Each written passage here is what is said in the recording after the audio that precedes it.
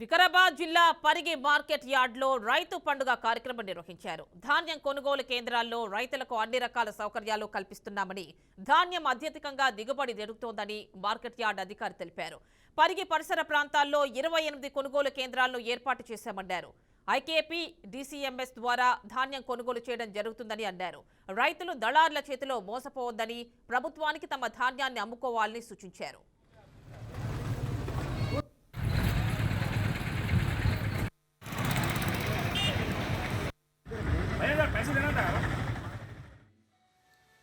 ఈ సంవత్సరము మనకి అత్యధికంగా రికార్డు స్థాయిలో ధాన్యము ఉత్పత్తి జరిగింది.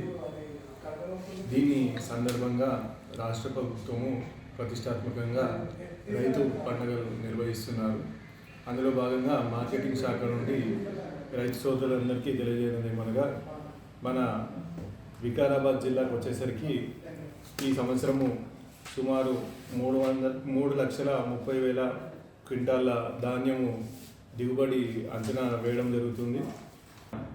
ప్యాడీ క్లీనర్లు కానివ్వండి, వెయింగ్ స్కేల్స్ కానివ్వండి, మాయిశ్చర్ మీటర్లు, టార్పాలిన్లు, క్యాలిపర్స్ అన్నీ కూడా మార్కెటింగ్ శాఖ నుంచి ఈ కొనుగోలు కేంద్రాలకి మేము సప్లై చేస్తున్నాము.